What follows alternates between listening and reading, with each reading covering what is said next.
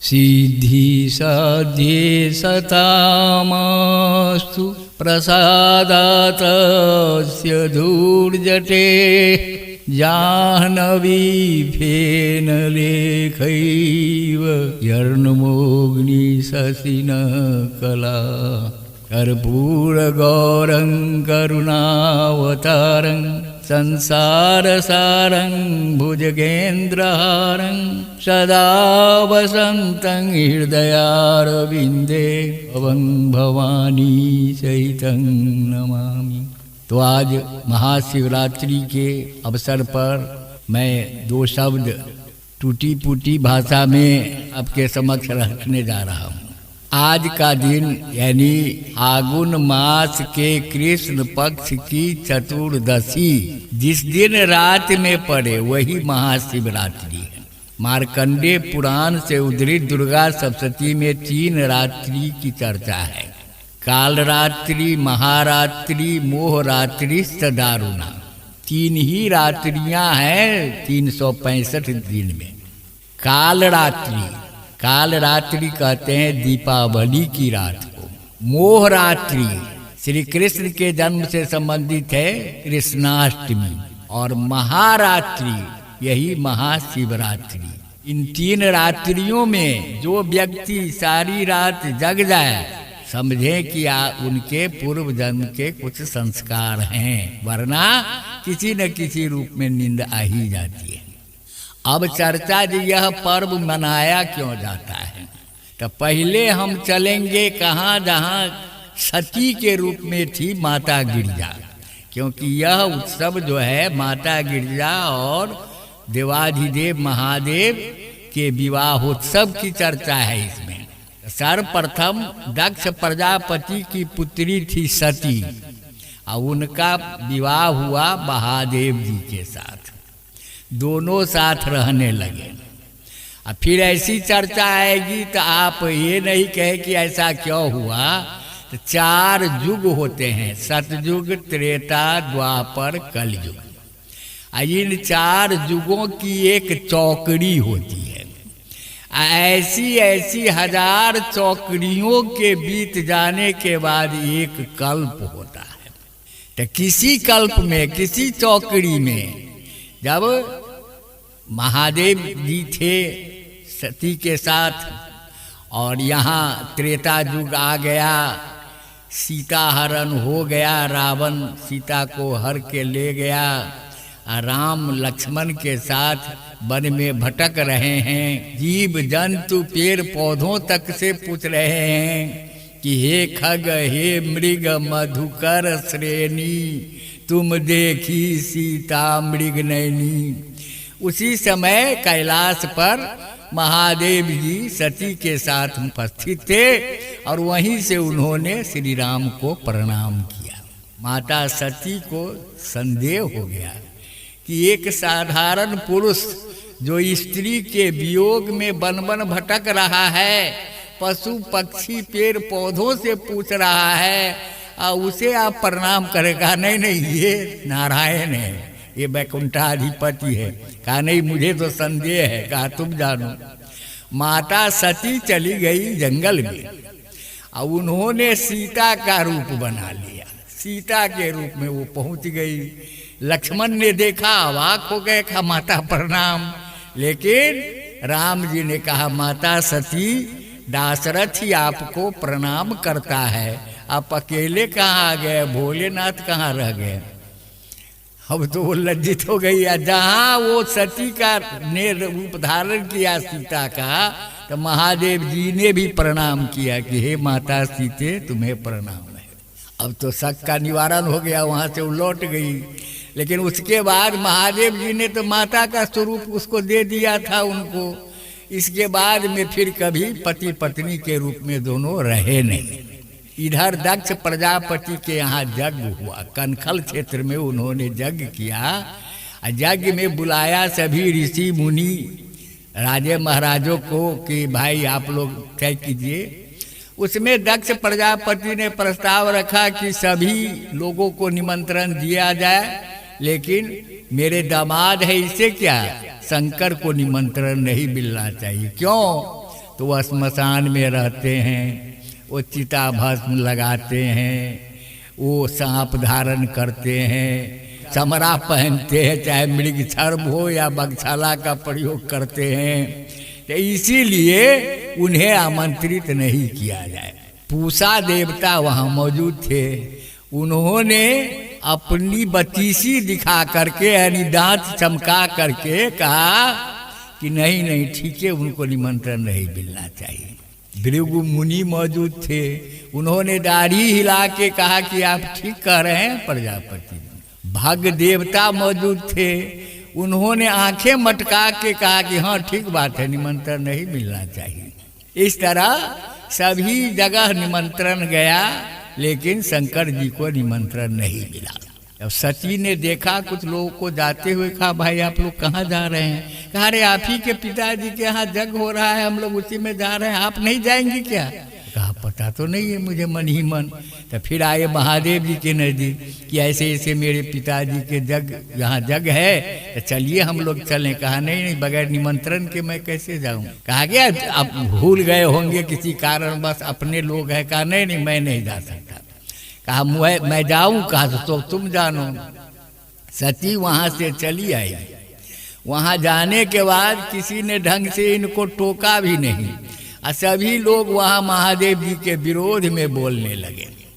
सती इतनी क्षुब्ध हुई कि उन्होंने वहीं पर उस हवन कुंड में ही वहाँ पर बैठ करके हवन कुंड के नजदीक योगाग्नि से अपने शरीर को उन्होंने भस्म कर लिया, वो जल गई योगाग्नि से।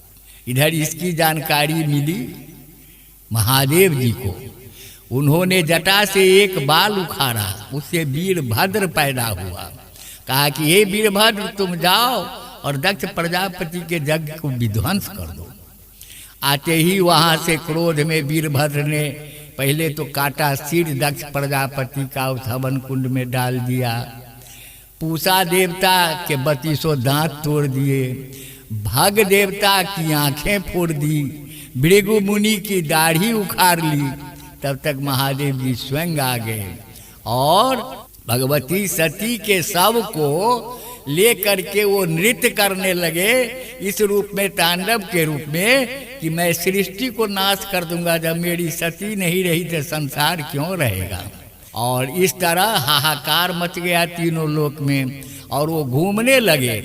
तो जहाँ जहाँ मांस चू चू करके गिरता था, वो मांस 51 जगह गिरे, वो 51 सिद्धपीठ कहलाए। और अंत में जब ऐसी परिस्थिति आई, तब माता ने आदेश दिया विष्णु को, अब विष्णु ने उस सबके 7 टुकड़े किए, जो वो 7 टुकड़े 7 जगह गिरे, जो वो 7 शक्तिपीठ कहलाए। तो इस तरह ये उनका वो जन्म हुआ। फिर दोबारा जन्म उनका हुआ हिमालय जी की पुत्री के रूप में, मैना के गर्भ से। और बचपन से ही ये रहने लगी, और ध्यान इनका जैसे महादेव तो पूर्व जन्म वाला था ही महादेव के प्रति। नारद जी आए, उन्होंने भी कुछ सुझाव दिए। इस तरह ये घोर तपस्या करने लगी। और वही तपस्या जब करने लगी तो इनकी माता ने कहा उमा, ऐसा मत करो, इसीलिए इनका नाम उमा भी पड़ गया। और ऐसा हो गया कि तपस्या करते करते ये जब खूब दृढ़ रूप में आ गई, तो सप्तर्षि आए समझाने के लिए कि विष्णु ऐसे हैं, अमुक देवता ऐसे हैं, अमुक देवता ऐसे हैं, सबको छोड़ करके तुम कहाँ महादेव के प्रति। तो उन्होंने कहा कि नहीं नहीं, महादेव अवगुण भवन, विष्णु सकल गुण खान, जाके मन रम जाहि सन ताहि ताहि सन काम। मुझे महादेव से काम है, कोई कितना भी बड़ा प्रतापशाली हो मुझे नहीं मतलब।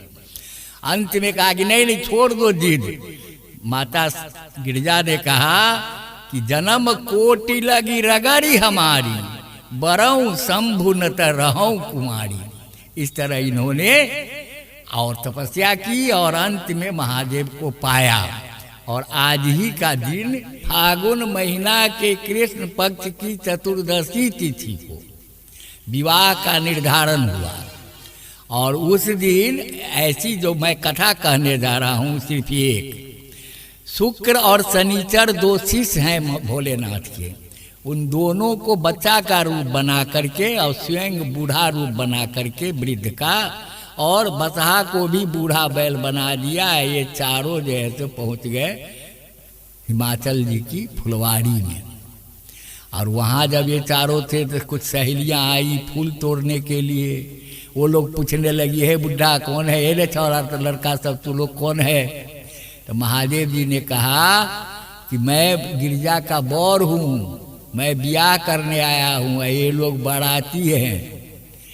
अब ये इतना कहना था कि वो लड़कियां गुस्से में आके, और शुक्र शनिचर भी थोड़ा तंग करने लगे लड़कियों को, जब हम लोग बाराती आए हुए हैं और इसमें जो है सो व्यवस्था कीजिए, ये कीजिए, वो कीजिए।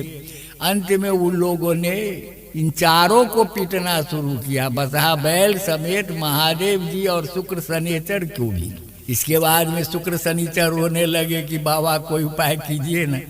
महादेव जी ने इशारा किया कि इतनी मधुमक्खियाँ आई कि सबको काट के परेशान कर दिया। अब तो हाहाकार मच गया महल में। पता लगा गिरजा जी को, उन्होंने हाथ फेर दिया सबके शरीर पर, सबका दर्द समाप्त हो गया। और इसके बाद में कहा कि नहीं, इतनी शक्ति जब है तो हो सकता है वही हो। तब फिर हिमाचल जी भी आए अपने मंत्रियों के साथ उस बागीचा में।